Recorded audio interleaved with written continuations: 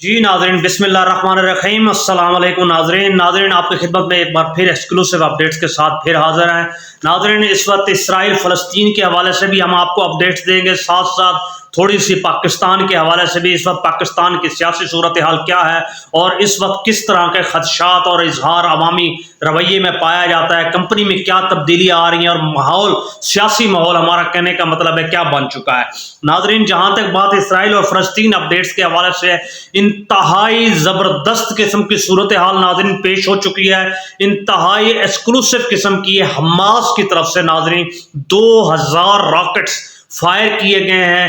اسرائیلی defence system جو انہوں نے لگایا تھا وہ مکمل طور پر تباہ ہو چکا ہے ناظرین۔ ڈیوڈ جو بنایا گیا تھا، جو وہاں پہ ڈیفنسو سسٹم بنایا گیا تھا ان میزائلز کو روکنے کے لیے ناظرین، وہ مکمل طور پر فلیش ہو چکا ہے، کیونکہ ناظرین وہ ڈیفنس سسٹم اس بنیاد پر چلتا تھا کہ اگر ایک میزائل ایک راکٹ فائر کیا جائے تو اس کے پیرلل دوسرا راکٹ سیٹلائٹ کے ذریعے فائر ہوتا ہے اور اس کو فضا کے اندر ہی تباہ کر دیتا ہے۔ مگر یہاں صورتحال یہ تھی، غزہ کے اندر اس وقت حزب اللہ اور مشترکہ طور پر حماس کی طرف سے 2000 سے زیادہ راکٹس ایک ساتھ فائر کیے گئے ناظرین۔ اس کا نتیجہ یہ نکلا کہ مکمل طور پر یہ سسٹم ناکام ہو گیا۔ اسرائیلی چوکیوں سے اس وقت دھواں اٹھ رہا ہے، تمام تر اسرائیلی چوکیاں کافی حد تک حزب اللہ نے اپنے قبضے میں لے لی ہیں اور شدید ترین نقصان کا عالم ہے۔ اور اب سے کچھ دیر قبل تک جو صورتحال تھی ناظرین کہ اسرائیلی ٹینکس، ناظرین آپ کی سکرین پر ایک اسرائیلی ٹینک ہے جس کی کل قیمت 1 ارب 50 کروڑ پاکستانی روپے بنتی ہے لگ بھگ، یہ ہم ایوریج میں بات کر رہے ہیں۔ یہ انتہائی جدید قسم کا ٹینک ہے، بہت ایڈوانس ٹیکنالوجیز کے ساتھ ٹینک ہے ناظرین۔ حزب اللہ نے اس ٹینک پر میزائل مار کر 2 ٹینک بھی اپنے قبضے میں کر لیے ہیں ناظرین، یعنی ٹینکوں کی صلاحیت بھی اسرائیلی ڈیفنس فورسز اس کو چھوڑ کر بھاگ چکے ہیں۔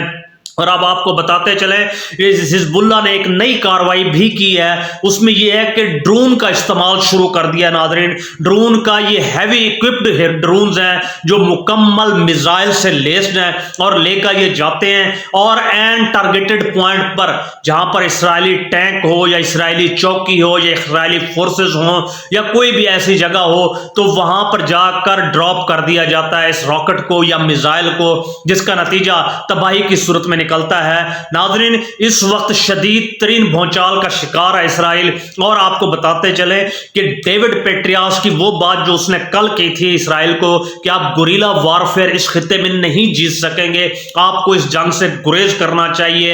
اور اب ہم بات کریں گے یہاں پر آیت اللہ خامنہ ای صاحب کی، جو انہوں نے کہا ہم نے بہت مشکل سے مزاحمتی گروہوں کو اپنے قابو میں کیا ہوا ہے، ہمارے لیے شدید ترین دشوار ہے کہ اس سے وہ صبر کا دامن چھوڑ دیں، آپ کو کچھ کرنا ہوگا، امن کی کوششیں کرنی ہوگی، اپنے آپ کو واپس اپنی جگہ پر لانا ہوگا۔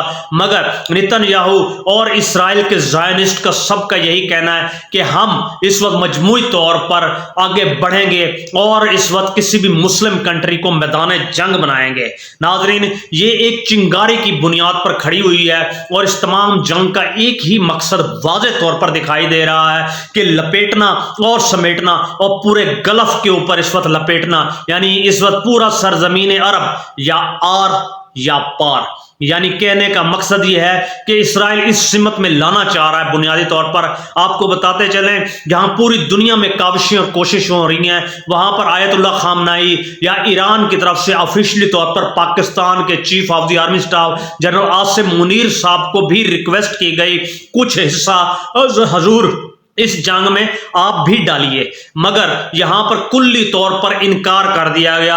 اس حصے سے مراد اسلحہ کی شکل میں مدد تھی، مگر پاکستان نے کسی طرح کی مدد دینے سے انکار کر دیا ہے ناظرین۔ اور آپ کو بتاتے چلیں جہاں تک ان کا کہنا تھا کہ ہمارے اوپر امریکی پابندیاں بھی ہیں اور جب تک ہمیں امریکہ کی طرف سے آرڈر نہیں آئے گا ہم اسرائیل کے خلاف ایک قدم بھی آگے نہیں بڑھائیں گے۔ یہی وجہ ہے کہ پاکستان اس وقت عملی طور پر نہ تو سامنے آ کر کسی قسم کی کاروائی کر رہا ہے اور نہ ہی خاموش کوئی کاروائی کر رہا ہے۔ یہ تو ہمارے کمپنی کا کیا دھرا اور کرتا دھرتا ہے۔ اور اس کے ساتھ ساتھ آپ کو بتاتے چلیں یہ صورتحال یہاں پر ہی نہیں رکتی ناظرین۔ اس وقت غزہ کے اندر بلیک واٹر بدنام زمانہ آپ جانتے ہیں وہ تنظیم ہے جس کو پاکستان میں بھی لانچ کیا گیا تھا. یہ غنڈوں پر مشتمل ایک سیمی گروپس ہیں جو نان آرم تو ہوتے ہیں لیکن آرمی کی اور امریکہ کی مکمل مدد اور تائید انہیں حاصل ہوتی ہے. ناظرین ان 3000 لٹیروں کو، ان پیرا ٹروپرز کو، ان پریڈیٹرز کو، ان لوٹرز کو اتار دیا گیا ہے غزہ کے اندر. اب آپ اندازہ لگائیے 3000 نیوی سیلز بمقابلہ 3000 بلیک واٹر، یعنی ان دونوں کو اکٹھا کیجئے 6000 کا لشکر آگے کیا جا رہا ہے. ہماری معلومات یہ ہے کہ ہندوستان سے بھی لگ بھگ 2 سے 3000 ایلیٹ بلیک کمانڈوز منگوائے جا رہے ہیں. ان کی کوشش ہے کہ ان 3000 کو بھی آگے کیا جائے. ناظرین اسرائیل بہت محتاط ہو کر کھیلنا چاہتا ہے، یعنی 6000 امریکن فورسز اور اس کے پیچھے اس ہندوستانی فورس اور اس کے ساتھ ساتھ دیگر ممالک کی فورس اور اس کے پیچھے IDF کی فورسز ہوں گی. یہ ان کی کوشش اور کاوش ہے. بلیک واٹر کو اتارنے کا مقصد تمام حماس کے لوگوں کو لوکیٹ کرنا، لوکیٹ کر کے شہید کرنا، اور اس کے علاوہ جہاں بھی کوئی شخص نظر آئے، کوئی صورتحال نظر آئے، جتنی کلنگ اندھا دھن ہو سکتی ہے وہ کرنا. ناظرین اس وقت کلنگ مسلمانوں کی، اس وقت مسلمانوں کا لہو بہایا جا رہا ہے اور کوشش کی جا رہی ہے کہ اندھا دن بلا مبالغہ بغیر کسی رکاوٹ کے فائر کیا جائے، اور فائر کیا جا رہا ہے. مارا جائے، ہٹایا جائے، راستہ جس قدر ہو سکتا ہے صاف کیا جائے اس سے پہلے کہ دیگر عوامل آگے کار فرما ہو.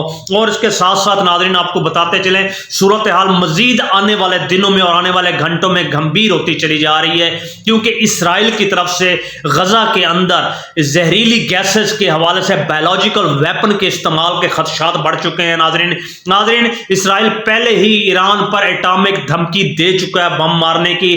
ناظرین کچھ لوگ اس کو مذاق سمجھ رہے ہیں مگر حقیقت یہ ہے کہ جب شام میں زہریلی گیس اسرائیلی ISIS کے ذریعے استعمال کر سکتا ہے تو یہاں پر کیوں نہیں؟ ہمیشہ محتاط طریقہ اختیار کرنے کی ضرورت ہے. فی الحال تمام تر کوششیں یہی ہو رہی ہیں کہ اس جنگ کو روکا جائے، مگر صورتحال یہ ہے عراق کے اندر جو ایئرپورٹس ہیں جہاں سے ان کو فیول لینا ہے، اردن کی صورتحال ہے، شام کی ہے، لبنان کی ہے، تو آپ یہ سمجھ لیجئے یہ پورا عرب آگ میں چلا جائے گا اور نہ چاہتے ہوئے بھی تمام ممالک اس میں کود جائیں گے.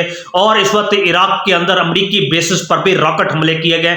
ایک محتاط اندازہ ہے جو اسرائیلی ڈیفنس فورسز نے ناظرین دیا ہے، اس محتاط اندازے کی روح سے یہ صورتحال ہے کہ اس وقت حزب اللہ کے پاس لگ بھگ 1,30,000 سے زیادہ میزائل ہیں. ناظرین یہاں بات میزائلز کی ہو رہی ہے، راکٹ کی نہیں ہو رہی. اور اگلی جنگ اگر یہ بڑھتی ہے اور 2 قدم آگے جاتی ہے تو یقیناً ان کا بھرکس اسرائیلیوں کا نکل جائے گا. بہرحال اللہ تعالیٰ اپنی مدد اور نصرت فرمائے اہل مسلمان پر، اہل فلسطین پر، اہل جہاد پر، اور ان تمام لوگوں پر جو فریڈم فائٹرز کی شکل میں فرنٹ فٹ پر اپنی جانیں قربان کر رہے ہیں اور لڑ رہے ہیں. اور اللہ رب العزت ان سب کو تقویت اور عزت بخشے جنہوں نے میدانوں کے اندر تو آ کر کوشش نہیں کی مگر پیچھے بیٹھ کر کسی بھی شکل کے اندر اپنا تعاون برقرار رکھا. اس کے ساتھ ساتھ آپ کو بتاتے ہیں چائنا نے اپنے 5 شپس اس وقت اتار دیے. ناظرین چائنا نے 5 شپ اپنے بحری شپ سمندر میں اتار دیے ہیں. یہ کاؤنٹر ہے فلسطین کے حوالے سے. آپ اندازہ لگائیے ہماری کمپنی سوئی ہوئی ہے اور چین جیسا بدھسٹ ملک جو خدا کو تصور کو نہیں مانتا اس نے انسانی جذبے کو مد نظر رکھتے ہوئے 5 شپ اتار دی ہیں. اور اس کے ساتھ ساتھ صورتحال یہ ہے کہ اس وقت تمام پراکسی اس وقت فورسز جو ایران اور آیت اللہ خامنائی کے زیر سایہ ہیں وہ اس وقت اسرائیل کے سامنے کھڑی ہو چکی ہیں. بہرحال ایران کی خارجہ پالیسی جو خاموش خارجہ پالیسی ہے اس میں چین کا بھی دورہ کیا جا رہا ہے، سعودی عرب کا بھی دورہ کیا گیا، روس کا بھی دورہ کیا جا رہا ہے، پاکستان کا بھی دورہ کیا گیا. یعنی جہاں جہاں ان کے حلیف یا حریف ہیں سب کو وہ بھرپور جگانے کی کوشش کر رہے ہیں. اٹھو جاگو اس سے پہلے کہ آگ تمہارے گھروں کے اندر آ جائے. مگر آپ کو بتاتے چلیں یہ کیفیت یہاں ہی نہیں رکتی. ان کی مذہبی شخصیت پوری دنیا میں اثنا عشری کے آیت اللہ سستانی جو نجف میں موجود ہوتے ہیں انہوں نے اسرائیلی پروڈکٹس کا بائیکاٹ کر دیا ہے. ریکویسٹ کی ہے کہ پوری دنیا میں میڈ ان اسرائیل یا میک اپ اسرائیل یا اسرائیلی پروڈکٹس جس بھی شکل میں ہے اس کا مکمل احتجاج کیا جائے. ہم آپ کو یہاں ایک صورتحال دکھائیں. کچھ عرصہ پہلے ایک فٹ بالر نے सिर्फ और सिर्फ कोक का एक बॉटल एक तरफ की थी, रोनाल्डो के नाम से वो फुटबॉलर था, मगर कैफियत ये बनी सिर्फ $4 बिलियन का नाज़रीन कोका कोला को नुकसान हुआ। तो आप इस तरीके से भी अपने आप को एडअप कर सकते हैं। मैकडोनल्ड है, कोक है, या इनके जितने ब्रांड्स हैं उससे खुद को दूर करके कोशिश कीजिए। ये तो काविश आप अपनी जाती सतह पे कर सकते हैं। दूसरी तरफ हमारा आलम ये है मजहबी लोगों का, पीर साहब पगाड़ा ने जनरल आसिम मुनीर साहब से मुलाकात की है, उनको शर्म थोड़ी सी दिलवाई है पाकिस्तान के मामले में भी, 9 मई के हवाले से भी, और फलस्तीन के इशू के हवाले से भी, और साथ साथ ये है उनको एक बेशकीमत लॉन्ग रेंज गन भी तोहफे में दी गई है। सूरत हाल ये है कि नाज़रीन पाकिस्तान में मियां नवाज शरीफ साहब तशरीफ तो लाए हैं, मगर वो इसराइल का नाम नहीं लेते, क्योंकि वो उन्हीं के ही तो प्रॉक्सी हैं, उन्हीं की मदद से ही तो आए हैं। यानी वो तमाम एजेंडा या पाकिस्तानी जर्नल वही आलमी इस्टेब्लिशमेंट का तो एजेंडा लेकर खड़े हैं जो अमरीकी है, बरतानवी है, इसराइली है या इंडियन एजेंडा है। वजह यह है कि मियां नवाज शरीफ साहब ने 2 अच्छी बातें की, मुल्क को आगे लेकर बढ़ूंगा और सबको मैं माफ करता हूं। ये तो आने वाले चंद दिन बताएंगे, मगर इस वक्त सूरत हाल ये है कि अगला नून लीग का टारगेट अदलिया होगी नाज़रीन, जैसा कि इमरान खान साहब ने कहा था। और दूसरी तरफ कैफियत यह है कि पीटीआई ने जलसा करने की कोशिश की, मगर पुलिस ने वहां पर धावा बोल दिया, पीटीआई को जलसा ना करने की पाबंदी है। नाज़रीन ये लोग चाहते हैं, इनकी 40 साल सियासत को आप गौर फरमाइए और देखिए इनकी सियासत क्या है। जो इनकी सियासत का ये आलम हो कि 40 बरस के बाद भी ये कैफियत बने कि एक शख्स जो जेल में बैठा है उससे इस कदर खौफ हो आजाद लोगों को कि उसके बगैर हमारा चारा कार नहीं है। तो लानत है ऐसी सियासत पर और डूब मरना चाहिए ऐसे सियासतदान को। नाज़रीन जो इस बार सूरत हाल बन चुकी है और इसमें हम देखें कि हमें इस वक्त एक नई जंग की जरूरत है, जिसके हथियार किताबें होनी चाहिए, जिसके लीडर्स अहले फिक्र होने चाहिए और उसका शिकार जहालत और पसमानदगी होनी चाहिए। मगर इस तमाम तर जलसे में ना तो जहालत के खिलाफ कोई बात पेश की गई, ना पसमानदगी के खिलाफ कोई मंशूर पेश किया गया, ना ही अहले फिक्र की तरह का नजरिया कुछ दिखाई दिया, ना ही ये लीडर नजर आए। सूरत हाल तो ये थी कि ISI के डाले महज बिरयानी की देगें ढोते हुए नजर आए और लोगों को गिरफ्त करते हुए नजर आए। जहां मुल्क की एलीट एजेंसी जो नंबर 1 कहलाने के दावेदार हों वो ये करें, और दूसरी तरफ ये हो कि वजीरिस्तान के अंदर इस वक्त कैफियत ये बने कि वहां पर 17 कामयाब हमले पाकिस्तान में कर चुकी है, चुन चुन कर अपने टारगेट्स को मार रही है। शहीद किया गया जाहिद साहब को, ये वही साहब थे जो अजहर मसूद के साथ जिन्होंने हिंदुस्तान के अंदर कार्रवाई की थी। यहां हमारी कंपनी खामोश है, इसे क्या समझा जाए?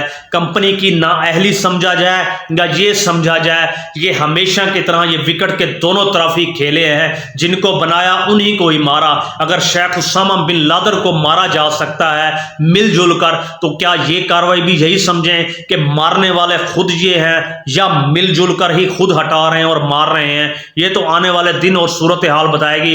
नाज़रीन नवाज शरीफ साहब का जो जलसा हुआ इसमें लगभग औसतन 2500 से 3,000 अफराद की शिरकत थी, जिसका नतीजा ये निकला कि मुकम्मल तौर पर नून लीग ने एतराफ़ शिकस्त किया और मियां नवाज शरीफ साहब ने शदीद तरीन गुस्से का इजहार किया कि इस कदर कमज़ोर और कम लोग नून लीग के गढ़ में लाए गए बावजूद पाबंदी के। नाज़रीन इससे शिकस्त वाज़ेह है, एक ही फतह की सूरत दिखाई देती है कि पीटीआई को इलेक्शन में माइनस कर दिया जाए फिर आगे बढ़ा जाए। नाज़रीन जहां आयतुल्लाह सिस्तानी ने बतौर मुस्लिम लीडर ये हुक्म जारी कर दिया कि प्रोडक्ट्स का बाइकाट कीजिए, कम से कम हमारी कंपनी भी ये कोशिश और काविश कर सकती थी, कुछ ऐसा ही कर दिया होता, कुछ ऐसा ही अवाम नास को बता दिया होता, कम से कम आपका शुमार तो उन लोगों में होता जो हिस्सा डालने वालों में है। ज़ाहिरन नहीं आगे आ सकते तो खामोश रहकर पीछे किसी तरह की मदद कीजिए, बहुत से लोग हैं बात आगे बढ़ाने के लिए। नाज़रीन जहां हमने ईरान को असले की मद में इनकार किया, वहां चाइना ने दोनों हाथों से ईरान को वेलकम किया, ना सिर्फ वेलकम किया बल्कि उनको इस चीज से नवाजा भी सही। नाज़रीन इस वक्त सूरत हाल ये है कि ISI हो या पाकिस्तान की कंपनी हो, جب پی ٹی آئی مخالف سیاستدانوں ان کا صرف ایک ہی مقصد رہ گیا ہے پی ٹی آئی سے متعلقہ افراد کو اغوا کرنا،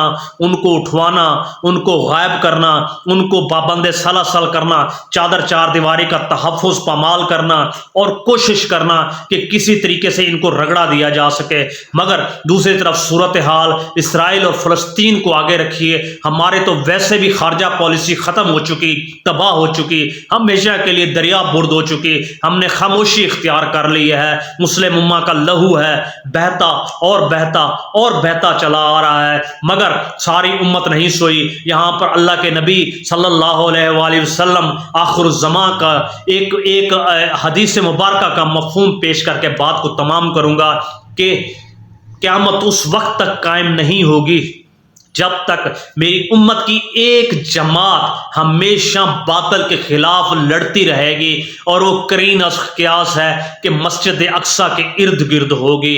یقیناً ہم یہ دیکھتے ہیں وہ نہتے مسلمان اپنی نہتی کوششوں میں اس وقت شدید ترین سسٹم کو تنگ کیے ہوئے ہیں۔ اب آپ کو بتاتے چلیں، اب سے کچھ دیر پہلے American third anti ballistic system لایا گیا ناظرین، American third anti ballistic system ناظرین اس وقت لایا گیا ہے کیونکہ اسرائیل کا آئرن ڈوم تو تباہ و برباد ہو چکا ہے، اور اس وقت تھرڈ سسٹم کو امریکہ کا یہ نو ڈاؤٹ بہت اچھا سسٹم ہے، ملینز آف ڈالر سسٹم پہ لگتے ہیں، اور پیٹریاٹ سسٹم بھی لایا جا رہا ہے اسرائیل کی ڈیفنس کے لیے، مگر یہ سسٹم آنے والے ایک دو دنوں کے اندر مزید تباہی کا شکار ہوگا۔ ناظرین ایک طرف تو یہ ہے کہ اسرائیل کے ہمراہ ان کے تمام الائز کھڑے ہیں، دوسری طرف یہ ہے کہ فلسطین ہو اور اہل مسلمان ہو، اور ہم نے مکمل طور پر خاموشی اختیار کر لی ہے۔ آپ کو پاکستانی اپڈیٹس بتاتے چلیں کہ اس وقت صورتحال یہ ہے، چیف جسٹس آف پاکستان نے صدر پاکستان کو نوٹس انتخابات جاری کرنے کا عندیہ دیا ہے۔ آپ اندازہ لگائیے کیسا ملک ہے، اور غداری چیک کیجئے، ان لوگوں کی باریک کاوش چیک کیجئے جو علوی صاحب نے کی تھی، اور ساتھ ساتھ اس وقت فیصلہ محفوظ کر لیا گیا ہے کہ فوجی عدالتوں میں سویلینز کے ٹرائل کے خلاف جو ڈیسیژن دیا گیا ہے، جیسے فیصلے محفوظ ہوتے ہیں آنے والے چند دنوں میں پتہ چلے گا۔ سب سے بڑی باریک واردات میاں صاحب کے آنے کے بعد اسحاق ڈار صاحب کی نیب میں آخری ریفرنس بھی آؤٹ ہو گیا ہے، کیونکہ نیب نے لکھ کر دیا ہے عدم شواہد کی بنا پر اسحاق ڈار صاحب کو باعزت بری کیا جاتا ہے۔ یہ ہے کمپنی۔ اب ہم کہیں گے کوئی رہ تو نہیں گیا جس کو آپ نے چھوڑنا ہو، آخری کیل اب کمپنی نے ٹھوک دیا ہے۔ ساتھ ساتھ جہاں بدنیتی کی بات کریں تو سیاستدان ہی کیوں پیچھے رہیں، سیاستدان ہی کیوں آگے رہیں۔ آپ اپنے سپورٹس مین دیکھ لیجئے، وقار یونس صاحب کا وقار پاکستان تھا، پاکستان کی کرکٹ ٹیم تھی، پاکستان کی کرکٹ تھی، دہائیوں تک یہ کرکٹ سے وابستہ رہے، بورا والا سے تعلق رکھا، ڈوئل نیشنل ہوئے، اور اب انہوں نے بیان دیا ہے کہ مجھے پاکستانی کے نام سے نہ پکارا جائے، میں آسٹریلین ہیریٹیج کو کیری کرتا ہوں۔ آپ اندازہ لگائیے ان کو شرمندگی ہوتی ہے بطور پاکستان، مگر پاکستان میں رہتے ہوئے، عہدوں سے عہدہ برا ہوتے ہوئے، نوازشات کھاتے ہوئے اور چیزیں ہضم کرتے ہوئے ان کو کچھ نہیں ہوتی۔ یعنی یہ زوال ہے اور باکمال ہے، نیچے سے ہی نہیں اوپر سے نیچے تک آ رہا ہے اور مسلسل آ رہا ہے۔ ہمیں مزید اس سلسلے میں جاگنے کی ضرورت ہے، سمجھنے کی ضرورت ہے۔ اب ہم یہی کہہ سکتے ہیں، اچھی بات ہے میاں نواز شریف صاحب کے حوالے سے جو پیش رفت کی گئی ہے کہ پاکستان میں 76 سالوں میں کم از کم یہ تو بات سامنے آئی کہ 19 گھنٹے میں بھی عدالتیں فیصلہ کر سکتی ہیں۔ ناظرین 19 گھنٹے میں بغیر ثبوت، بغیر گواہ، بغیر پروسیکیوشن، بغیر ٹرائل، بغیر جج، بغیر اپوزیشن، بغیر مجرم، بغیر ملزم، بغیر کسی دفاع کی سہولت اور بغیر کسی بائیو میٹرک اور تھم کے، یعنی عدالت چاہے تو 19 گھنٹے میں یک طرفہ واضح فیصلہ دے سکتی ہے۔ یہ ہے ہمارا نظام عدل۔ اس نظام عدل کے ساتھ کیا ہم آگے بڑھ سکیں گے، یہ مجھے اور آپ کو سوچنا ہے۔ اپنا خیال رکھیے گا۔ السلام علیکم۔